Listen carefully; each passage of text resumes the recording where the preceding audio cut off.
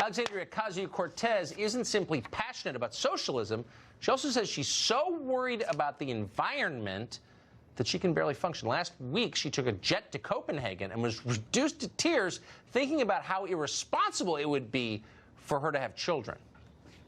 If I were to have a child in the next few years, he, she, or they will have to contend with a world where some of our most precious, critical infrastructure goes underwater.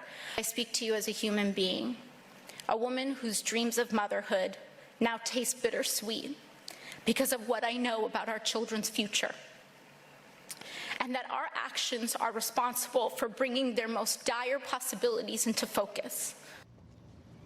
He, she, or they, even when she's having a climate meltdown, Ocasio-Cortez always remembers to express the current gender orthodoxy. She knows what's most important. Mark Brano is the publisher of Climate Depot and the author of the Politically Incorrect Guide to Climate Change. He joins us today. Mark, thanks so much for coming on.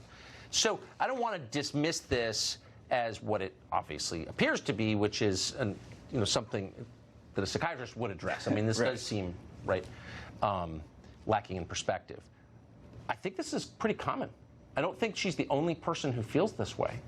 No, she's not. And there's actually about 5 decades of environmental left-wing, you could argue the socialist movement behind attacking having kids and scaring kids. If you go back to the 1960s, Paul Ehrlich's overpopulation bomb book led to the same kind of thing. People fretting over having kids. But we don't have enough kids in the West. We're actually doomed to extinction. Almost every Western country and Japan.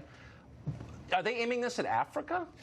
Well, is Ocasio-Cortez looking at sub-Saharan Africa and saying, no more kids for you? I think she's sincere. She probably believes we're doomed.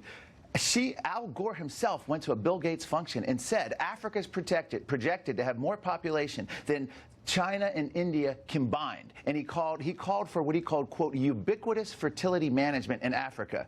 Here was Al Gore basically telling a Bill Gates event that there were going to be too many Africans in the next century and we needed fertility management to keep Africans in check. What's fertility? Dare I add? It's making me uncomfortable just thinking. Well, I think he's talking about access to birth control somehow. But, sterilization. But the best access to population control, if that's what you want to call it, is wealth. The wealthier a country gets, the smaller the family size gets. So if they were really worried, they would want wealthier countries. The left really wants to make this argument that the third world needs to stop reproducing. I mean, that's a creepy argument. The kids are the problem? Is that really what they're arguing? Absolutely, yeah. In fact, there was a climate activist named Eric Holtheis, a meteorologist, who announced to the world he would not have kids. He and his wife decided they wouldn't. 2 years later, he welcomed his kid into the world and said it gives him the greatest hope ever.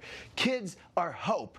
And what they're trying to do is, first of all, scare the kids that we have, and they're trying to scare people not having them. And even worse now, they're scaring kids. There's over 5,000 kids signed a Canadian pledge, not teenagers, not to have kids when they're older until government acts on climate. They've tied having kids and scaring kids to passage of the Green New Deal. Congress saw teenagers testify calling themselves the Green New Deal era. That's what they're calling themselves now. That's the kids of the Green New Deal era, and they will not basically will not have a future. They said anyone who says they have a future is a liar unless we pass the Green New Deal. That's not science. This is not science. This is so far removed from science. It's a cult, obviously. Yeah, it's sad. And children signing a pledge not to have children. It's hard to believe that.